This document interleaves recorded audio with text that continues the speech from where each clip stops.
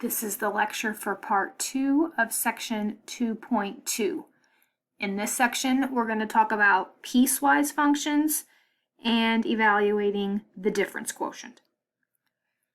Piecewise functions. These are functions defined with multiple pieces or parts, each part corresponding to a different subset of the domain. So for example, the notation we use for piecewise functions, f of x equals, you'll see this big open left set brace, and then inside of there you'll have each piece. So the function equaling 6x minus 1, only use that definition, however, for x values less than 0. And then the function having the value f of x equals 7x plus 3 if the value of x is greater than or equal to 0. So in this example, this function has two pieces. First piece is valid for x values less than 0, and the other is valid for x is greater than or equal to 0.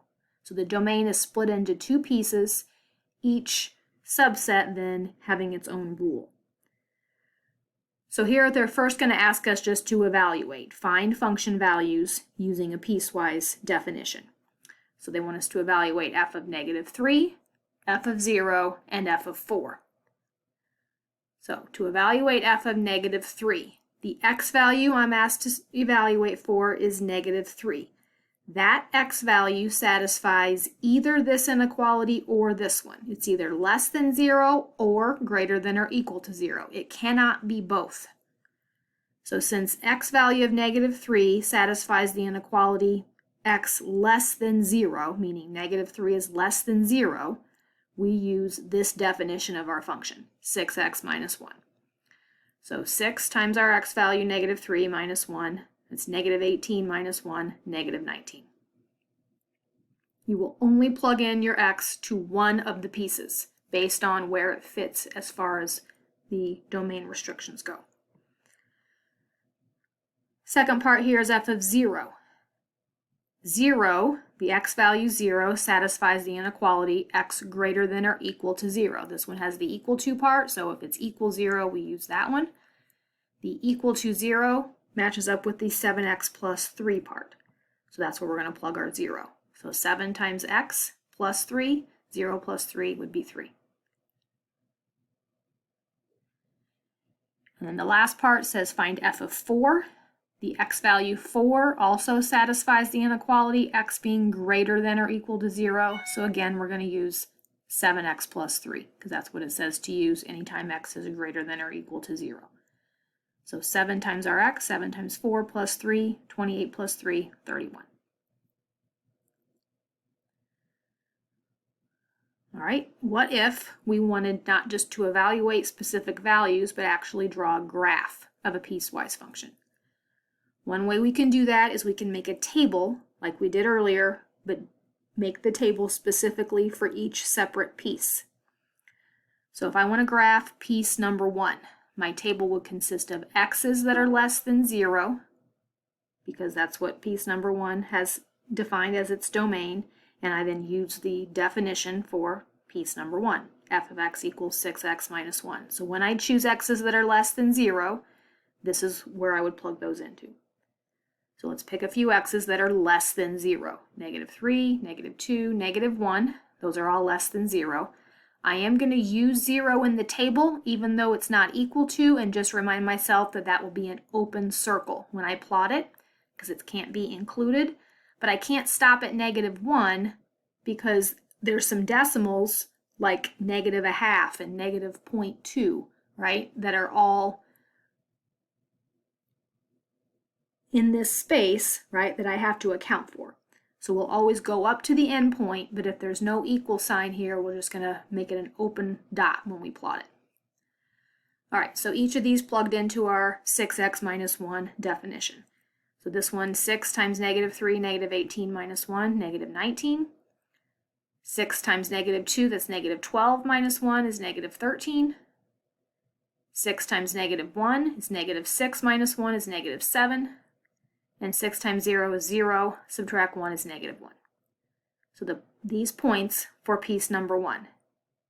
Negative 3, negative 19, I scaled my y-axis here by 5s just because my numbers were fairly large, would be about right here. -2, -13 would be here. -1, -7, about right here. And then that ending point of 0, -1 with the open circle. So that tells me this is where I'm going to stop, right? Because that's the end of my domain. So I would start there with the open circle and just connect my dots. This would have an arrow because it would continue on for all x's that kept going left. All right, similar for piece number 2. This time I choose x's that are greater than or equal to 0. And when I do that, I plug them into the second piece, 7x plus 3. So I'm going to start with 0. This time it's going to be closed because it's included.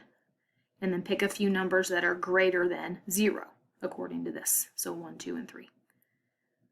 So 0 times 7, that's 0 plus 3 is 3. 7 times 1, that's 7 plus 3 is 10. 7 times 2, 14 plus 3, 17. And 7 times 3, 21 plus 3, 24. So 0, 3 closed right here. 1, 10, 2, 17, and 3, 24. So this one started here and only connects those dots to the right, and it would continue on to the right because x can be anything greater than 0. When you're done graphing a piecewise function, it should pass the vertical line test, or it can't be right because it's still a function. Remember, the domain pieces do not overlap, so the y values should not land on top of each other, overlapping. They could land, like a closed circle could fill in an open circle possibly within your two pieces. They could connect, but this line should not extend this way and this line should not keep going over here. So let's try another piecewise graph. F of x equals, this time we have 3 pieces. 0 if x is less than -4. -x if -4 less than or equal to x less than 0. So in other words, x is in between -4 and 0. And x squared if x is greater than or equal to 0. So just like the last one, I'm going to make 3 tables, one for each piece, paying attention to the x values that are valid for each one. So in piece number 1, the x's have to be less than -4, and I'm using the f of x definition of f of x equals 0. So -6, -5, -4. I'm going to note that -4 is open because there's no line here. F of x equals 0. So all those values just have an f of x value of 0 because there's no x to plug in. All right, so that piece, -6, 0 is here, -5, 0, and then the open circle here at -4, 0. So that just connects it from that ending point here, right, to the left, straight line at 0. Piece number 2, between -4 and 0. So starting at -4, that one's going to be closed because this is equal. So then -3, -2, -1, and then stopping at 0, and that one's going to be open because there's no equal to on the other end. These values of x get plugged into this function, -x. So f of x is equal to the negative of x. So if x is -4, negative of -4 is 4. Negative of -3 is 3. The negative of -2 is 2. Negative of -1 is 1. And -0 is still 0.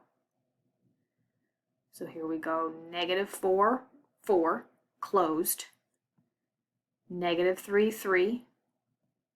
-2, 2, -1, 1, and then the end here, 0, 0. Initially this was open, okay? I've already graphed the third piece, so you don't see that, and we'll talk about why in a minute, but initially this would have been an open circle that would have connected then from there through these dots to the other end. Okay, then when I get to piece 3, I'm choosing x's that are greater than or equal to 0. So I chose 0, 1, and 2, noting that 0 is closed because of the equal sign, and these get plugged into the definition of f of x equals x squared. So 0 squared, 0, 1 squared is 1, and 2 squared is 4. So the closed circle starting off at 0, 0 is why this got filled in, because it landed on top of this open circle. 1, 1. And then 2, 4. So starting at the 0, 0 that was closed and then continuing forward through those points in that pattern.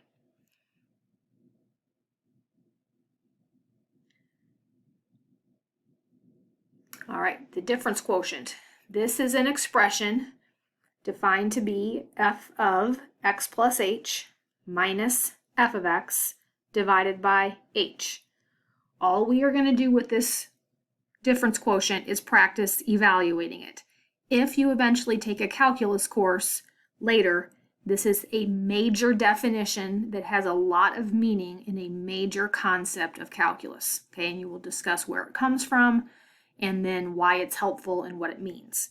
For us, we're just using it to practice our function notation and simplification skills. All right, so we're going to find f. We're going to be given a function f of x. We can use it to find the expression f of x plus h. From that, we're going to subtract the function f of x and divide by h. So this is just practice on simplifying and using function notation. So our first example, our function is f of x equals 6x plus 1. So f of x plus h minus f of x divided by h. So if this is f of x plus h means replace the x's with the expression x plus h. So it would be 6 times x plus h plus 1. That's right here. 6 times the x plus h plus 1. So that is the f of x plus h minus f of x. Make sure this is in parentheses or brackets because you're going to be subtracting it. You'll have to distribute when you simplify. And then h on the bottom. So let's clean this top up. Distribute the 6. 6x plus 6h plus the 1. Distribute the negative. Minus 6x minus 1. Keep the h on the bottom. Within the numerator, things should start canceling out. We have a 6x and a minus 6x, they drop out. And we have a plus 1 and a minus 1, and they drop out. So when I cancel out the things that are opposites, we're left on the top with just this 6h and h on the bottom. Then the h's can be canceled, and in this case, we're left with 6. Notice 6 is the slope of this line. We're going to talk about lines in the next section, but that's not an accident.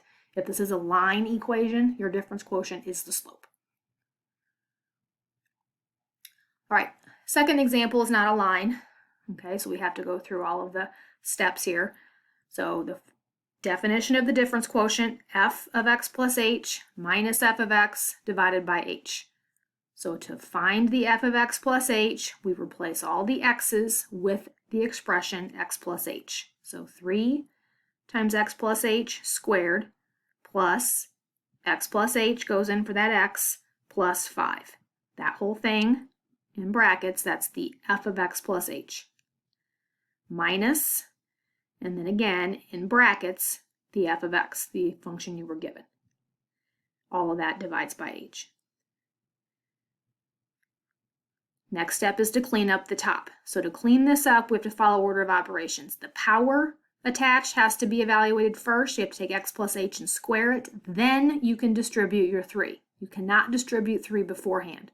You're violating order of operations if you do. So x plus h squared means x plus h times x plus h. So x times x is x squared. I'm leaving my 3 out in front for now. X times h on the outer, but another copy of xh in the middle. So if you have xh plus xh, we get 2 xh's. And on the end, plus an h squared. So that whole thing is just squaring. We'll distribute the 3 in a minute. Plus, this you can just drop the parentheses because the plus sign doesn't mean anything is going to change. So just plus the x plus h plus the 5, and then I'm just distributing the negative. Negative 3x squared minus x minus 5. Now we'll distribute our 3. 3x squared plus 6xh plus 3h squared.